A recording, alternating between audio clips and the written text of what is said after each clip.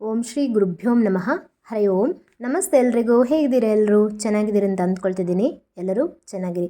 So ಇವತ್ತಿನ ಎಪಿಸೋಡಲ್ಲಿ ನಾವು ಕರ್ಕಾಟಕ ಲಗ್ನದ ಬಗ್ಗೆ ನೋಡೋಣ. ಈ ಒಂದು ಕರ್ಕಾಟಕ ರಾಶಿಗೆ ಸೂರ್ಯನ ಸಂಚಾರದಿಂದ ಯಾವ ಫಲ ಇದೆ ಅಂತ ನೋಡೋದಾದರೆ, 2ನೇ ಮನೆಯ ಅಧಿಪತಿ 5ನೇ ಮನೆಯಲ್ಲಿ ಹೋಗಿರುವಂಥದ್ದು, ಅಂದರೆ ವೃಶ್ಚಿಕ ಲಗ್ನಕ್ಕೆ ಹೋಗಿರುವಂಥದ್ದು, ವೃಶ್ಚಿಕ ರಾಶಿಗೆ ಹೋಗಿರುವಂಥದ್ದು. ಈಗ ಏನಿದೆ ಫಲ ಅಂತ ನೋಡೋದಾದರೆ, ವಿದ್ಯಾರ್ಥಿಗಳಿಗೆ ಸ್ಪೋರ್ಟ್ಸ್ ಅಥವಾ ಕ್ರಿಯೇಟಿವಿಟಿ ಎಲ್ಲ ಜಾಸ್ತಿ ಆಗ್ತದೆ. ಸ್ಪೋರ್ಟ್ಸ್ ಇದ್ದಕ್ಕಿದ್ದ ಹಾಗೆ ಆಟ ಆಡುವ ಒಂದು ಮನೋಭಾವ ಜಾಸ್ತಿ ಆಗುತ್ತದೆ. ಹಾಗೆ ಫ್ಯಾಷನ್ ಸ್ಟೈಲ್ ಮಾಡೋ ಹುಚ್ಚು ಜಾಸ್ತಿ ಆಗ್ತದೆ ಸ್ವಲ್ಪ. ಅಂದರೆ ಯಾವಾಗಲೂ ಇಲ್ಲದೇ ಇರುವಂಥದ್ದು, ಏನೋ ಸ್ವಲ್ಪ ಕನ್ನಡಿ ನೋಡುವಂಥದ್ದು, ಫ್ಯಾಷನ್ ಮಾಡುವ ಸ್ಟೈಲ್ ಮಾಡುವಂಥದ್ದು, ಇವೆಲ್ಲ ಜಾಸ್ತಿ ಆಗ್ತದೆ.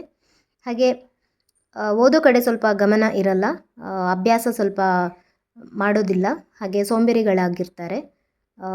ಓದೋ ಕಡೆ ಸ್ವಲ್ಪ ಗಮನ ಕೊಡಬೇಕಾಗುತ್ತೆ. ಕೆಲಸ ವೃತ್ತಿ ಅಂತ ಬಂದಾಗ ಮಾತಿನಿಂದ ಕೆಲಸ ಕಳ್ಕೊಳ್ಳೋ ಸಂಭವ ಇರುತ್ತದೆ. ಹಾಗೆ ಒಂದು ಕೆಲಸದ ಬದಲಾವಣೆ ಇರ್ಬೋದು. ಆ ಥರ ನನಗೆ ಈ ಕೆಲಸ ಮಾಡಿ ಬೋರ್ ಆಯಿತು, ಅಥವಾ ಇನ್ನೊಂದು ಕೆಲಸ ನೋಡಬೇಕು, ಅಥವಾ ಈ ಕೆಲಸ ತುಂಬ ಯಾಕೋ ಕಷ್ಟ ಆಗ್ತಿದೆ, ಇನ್ನೊಂದು ಕೆಲಸ ಬೇರೆ ಕೆಲಸ ನೋಡಬೇಕು, ಬದಲಾವಣೆ ಆಗಬೇಕು ಅನ್ನೋ ಒಂದು ಮನಸ್ಥಿತಿ ಬರ್ಬೋದು. ಇದು 1 ತಿಂಗಳು ಮಾತ್ರ ಇರುವಂಥದ್ದು. ಸ್ವಲ್ಪ ಒಳ್ಳೆ ಕೆಲಸ ಆದರೆ ಬಿಡೋ ಅಗತ್ಯ ಇಲ್ಲ. ಇವಾಗ ಏನೋ ಒಂದು ಈ ಮನಸ್ಥಿತಿ ಬಂದರೂ ಕೂಡ ಮುಂದಕ್ಕೆ ಚೇಂಜ್ ಆಗ್ತದೆ. ಅದಕ್ಕೆ ಆಗ ನೀವು ಪಶ್ಚಾತ್ತಾಪ ಪಡ್ಬೋದು, ನನಗೆ ಹಿಂದಿನ ಕೆಲಸನೇ ಚೆನ್ನಾಗಿತ್ತು, ನಾನು ಯಾಕಾದರೂ ಬಿಟ್ನು ಅಂತ. ಅದಕ್ಕೆ ಸ್ವಲ್ಪ ನೋಡ್ಕೊಳ್ಳಿ. ಒಳ್ಳೆಯ ಕೆಲಸ ಆದರೆ ಬಿಡೋ ಅಗತ್ಯ ಇಲ್ಲ ಅಂತ ನಾನು ಹೇಳ್ತಾ ಇರೋದು. ಹಾಗೆ ಬರಬೇಕಾದ ಸಂಬಳ ಸ್ವಲ್ಪ ತಡೆ ಆಗ್ಬೋದು, ನಿಧಾನ ಆಗ್ಬೋದು. ಯಾರಿಗೋ ಹಣ ಕೊಟ್ಟು ಕಳ್ಕೊಳ್ಳೋ ಸಂಭವ ಸ್ವಲ್ಪ ಜಾಸ್ತಿ ಇರ್ಬೋದು. ಹಾಗೆ ವ್ಯಾಪಾರ ಬಿಸ್ನೆಸ್ ಅಂತ ಬಂದಾಗ ಕೂಡ ಹಾಗೆ ಯಾರಿಗಾದರೂ ಹಣ ಕೊಟ್ಟರೆ ಅದು ಬರೋದು ಸ್ವಲ್ಪ ತಡ ಆಗುತ್ತೆ, ಅಥವಾ ಕಟ್ಟಾಗಿ ಕೊಡ್ತಾರೆ. ಅಂದರೆ ಸ್ವಲ್ಪ ಸ್ವಲ್ಪ ಕೊಡ್ತಾರೆ. ಒಮ್ಮೆಲೆ ನೀವು ಕೊಟ್ಟ ಹಣ ಒಮ್ಮೆಲೆ ನಿಮಗೆ ನೀವು ಕೇಳಿದ ತಕ್ಷಣ ಬರಲ್ಲ. ಯಾವುದಾದ್ರೂ ಇನ್ವೆಸ್ಟ್ಮೆಂಟ್ ಮಾಡಿದರೆ ಒಳ್ಳೆ ಕಡೆ ಇನ್ವೆಸ್ಟ್ಮೆಂಟ್ ಮಾಡಿ, ಹೂಡಿಕೆಯನ್ನು ಮಾಡಿ ಸ್ವಲ್ಪ ಜಾಗ್ರತೆ ವಹಿಸಿ. ಯಾಕಂತ ಹೇಳಿದರೆ ಕೊಟ್ಟ ಹಣ ಬರೋದಿಲ್ಲ ಅಂತ ಹೇಳಿದ ಹಾಗೆ ಬ್ಯಾಡ್ ಇನ್ವೆಸ್ಟ್ಮೆಂಟ್ ಆಗೋದು ಸಾಧ್ಯತೆ ಇದೆ. ಇನ್ವೆಸ್ಟ್ಮೆಂಟ್ ಮಾಡೋದಾದರೂ ನೀವು ನೆಕ್ಸ್ಟ್ ಮಾಡಿ. ಯಾಕಂತ ಹೇಳಿದರೆ ಈ ಒಂದು 15ನೇ ತಾರೀಕು, ಡಿಸೆಂಬರ್ 15ನೇ ತಾರೀಕು ನಂತರ ಮಾಡಿ, ಆಗ ನಿಮಗೆ ಚೆನ್ನಾಗಿರುತ್ತೆ.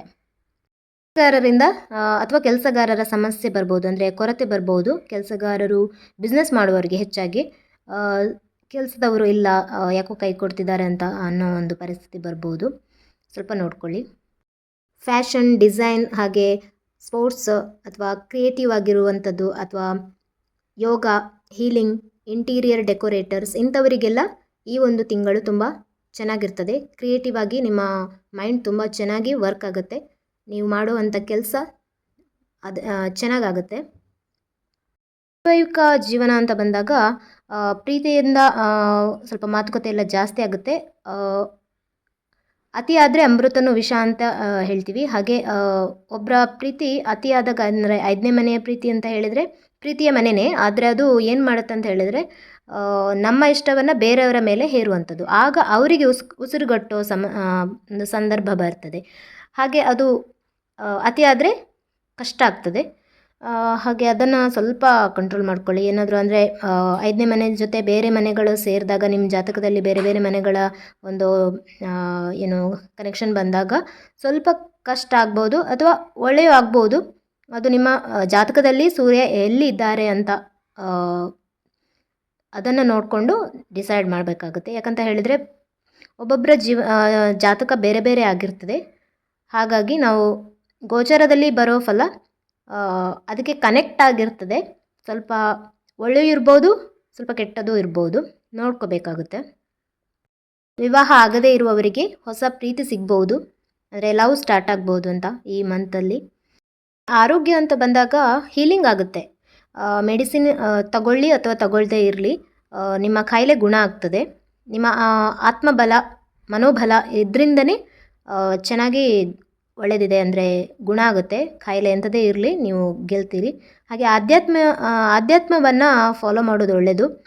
ಸ್ಪಿರಿಚುವಾಲಿಟಿಗೆ ವಾಲೋದು ಒಳ್ಳೆಯದು. ಅಂದರೆ ಈ ಒಂದು ಇದರಲ್ಲಿ ನಿಮಗೆ ಈ ಒಂದು ಮಂತಲ್ಲಿ ನಿಮಗೆ ಒಳ್ಳೆಯ ಒಂದು ಆಧ್ಯಾತ್ಮಿಕದ ಒಂದು ದಾರಿ ಸಿಗ್ತದೆ. ಯಾವುದಾದ್ರೂ ಭಗವದ್ಗೀತಾ ಪಠಣ ಇರ್ಬೋದು, ಭಗವದ್ಗೀತಾ ಕ್ಲಾಸ್ಗಳಿರ್ಬೋದು, ಆನ್ಲೈನ್ ಕ್ಲಾಸ್ಗಳಿರ್ಬೋದು, ಇಂಥದ್ದಕ್ಕೆಲ್ಲ ಜಾಯ್ನ್ ಆದಾಗ ನಿಮಗೆ ಸ್ಪಿರಿಚುವಲ್ ಕಡೆ ಸ್ವಲ್ಪ ಒಳ್ಳೆಯ ಒಂದು ಮನಸ್ಥಿತಿ ಬರ್ತದೆ.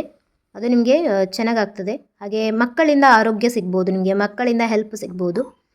ಹೀಲಿಂಗ್ ಅಂತ ಹೇಳಿದರೆ ರೇಖಿ ಹೀಲಿಂಗ್ ಆಗಿರ್ಬೋದು, ಅಥವಾ ಹಿಪ್ನೋಟೈಸ್ ಆಗಿರಬಹುದು, ಅಥವಾ ಇಂಥ ಸಂಬಂಧಪಟ್ಟ ವಿಷಯಗಳಿಂದ ನೀವು ಬೇಗ ಹೀಲ್ ಆಗ್ತೀರಿ. ಯೂನಿವರ್ಸಿಂದ ಕನೆಕ್ಷನನ್ನು ತೆಗೆದುಕೊಂಡು ಅದರಿಂದ ನಿಮ್ಮ ಒಂದು ಆರೋಗ್ಯವನ್ನು ಗುಣಪಡಿಸಿಕೊಳ್ಳುವ ಒಂದು ರೀತಿಯಲ್ಲಿ ನಿಮಗೆ ಒಳ್ಳೆಯದಾಗ್ತದೆ. ಒಳ್ಳೆಯ ಪೋಷಕಾಂಶಯುಕ್ತ ಆಹಾರಗಳನ್ನು ಸೇವನೆ ಮಾಡುವ ಒಂದು ಅವಕಾಶ ಈ ಒಂದು ತಿಂಗಳಲ್ಲಿ ನಿಮಗೆ ಸಿಗ್ತದೆ. ಕರ್ಕಾಟಕ ಲಗ್ನದವರಿಗೆ, ಕರ್ಕಾಟಕ ರಾಶಿಯವರಿಗೆ ತುಂಬ ಚೆನ್ನಾಗಿರುತ್ತೆ ಈ ಒಂದು ತಿಂಗಳು. ಆದರೆ ಮಕ್ಕಳ ವಿಷಯದಲ್ಲಿ ಸ್ವಲ್ಪ ಸೋಂಬೇರಿತನ ಅಥವಾ ಹಠಮಾರಿ ಇದನ್ನೆಲ್ಲ ಸ್ವಲ್ಪ ಕಡಿಮೆ ಮಾಡಿಕೊಳ್ಳೋದು ಒಳ್ಳೆಯದು. ಹಾಗೆ ಹಣಕಾಸಿನ ವಿಷಯ ಅಂತ ಬಂದಾಗ ಕೊಡೋದು ಸ್ವಲ್ಪ ಈ ಮಂತಲ್ಲಿ ಸ್ವಲ್ಪ ನಿಧಾನ ಮಾಡಿ. ಹಾಗೆ ಹೀಲಿಂಗಿಗೆ ಸ್ವಲ್ಪ ನೀವು ಒತ್ತು ಕೊಡಿ. ಆಧ್ಯಾತ್ಮಿಕ ದಾರಿಗೆ ನೀವು ಸ್ವಲ್ಪ ವಾಲೋದನ್ನು ಅಭ್ಯಾಸ ಮಾಡಿಕೊಳ್ಳಿ. ಈ ತಿಂಗಳು ತುಂಬ ಚೆನ್ನಾಗಿದೆ. ಹಾಗಂತ ಹೇಳ್ತಾ ಇವತ್ತಿನ ಎಪಿಸೋಡನ್ನು ಇಲ್ಲಿಗೆ ಮುಗಿಸ್ತಾ ಇದ್ದೀನಿ. ಎಲ್ರಿಗೂ ಒಳ್ಳೆಯದಾಗಲಿ. ಸರ್ವೇ ಜನ ಸುಖಿನೋ ಭವಂತು, ಸಮಸ್ತ ಸನ್ಮಂಗಳಾನಿ ಭವಂತು.